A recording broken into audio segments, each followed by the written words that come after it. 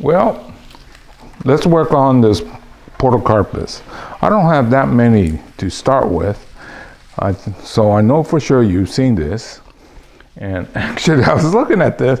I says, what's the use spinning it around? It looks the same all around.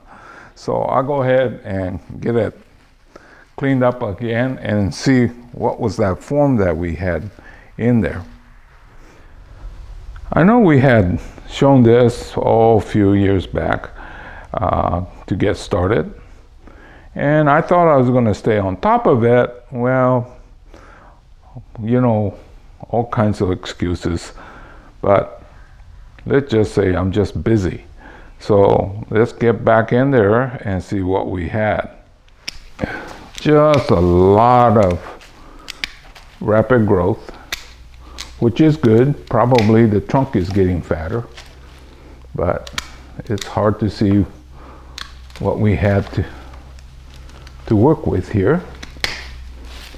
Okay, so I'm just opening it up slow so that I don't make any major mistakes.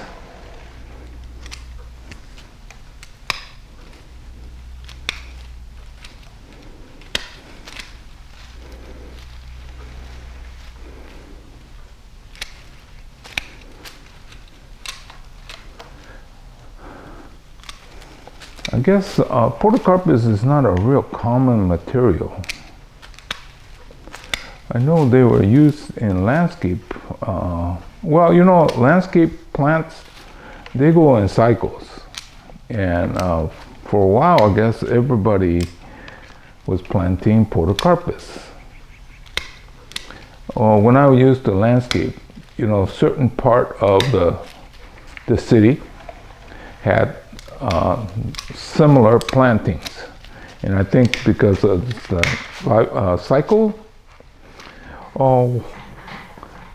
before when Sunset Magazine was very popular, I think everybody took their advice.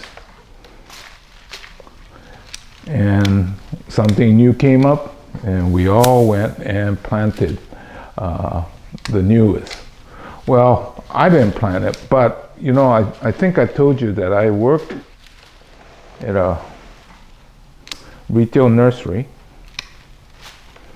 and my boss was a smart guy.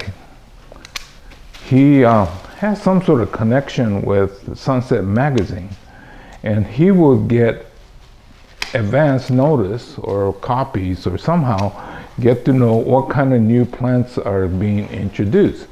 Because as soon as that magazine came out, we were ready. Well, that was the good old days.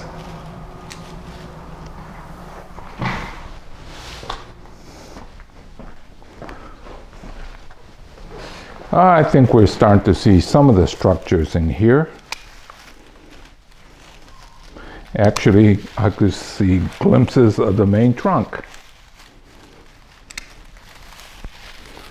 You know, I think I trimmed this earlier in the year. Not very intense, but I thought I did. See, now there is a line in there.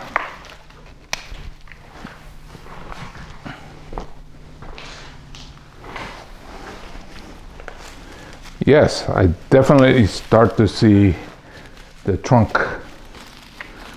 And of course, I think one of the first ones I did, I put all, 3 or 4 together and then did the chapter. It's starting to come out now.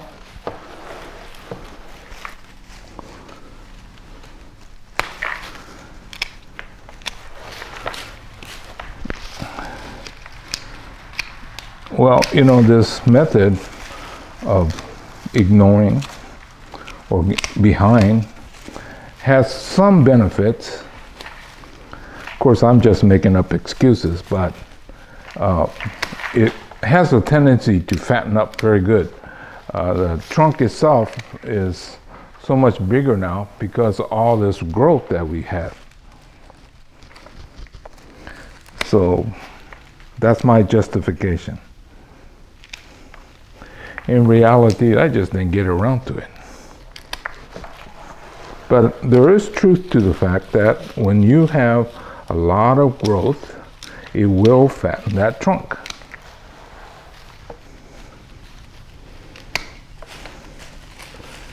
Yeah.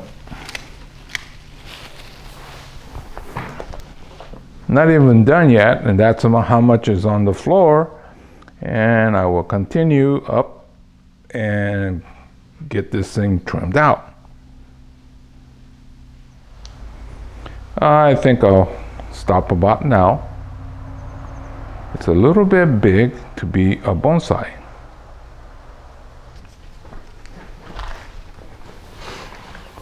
The tree itself is about 3.5 feet. So it will be considered a very big bonsai. But, you know, especially here in California, we have some very big backyards and patios. I think this will look great as a patio bonsai. And you know, when you're going to do something like that, you don't necessarily put it in a bonsai container. They have some really good looking plastic containers now.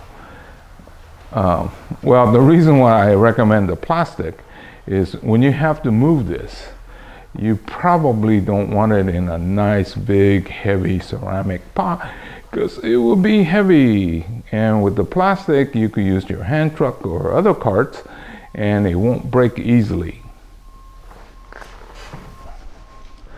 So I think that this will be a better non-bonsai tree. I think it's a little small for gnocchi unless you have a very small yard. That will work then too. But I also saw something. I saw something in here where if you wanted this as a bonsai, I think it could be done. About half the height, then it'll look very impressive. What I think, if you're going to do that, is to go ahead make an air layering, because then you'll have two great bonsai. The top has very good movement and taper. Or, like I said, you'll make a great patio type bonsai. Anyway, this is Hiro saying goodbye. I'll see you again in another chapter. Maybe I should work on another Podocarpus. Anyway, I'll see you again real soon. Goodbye.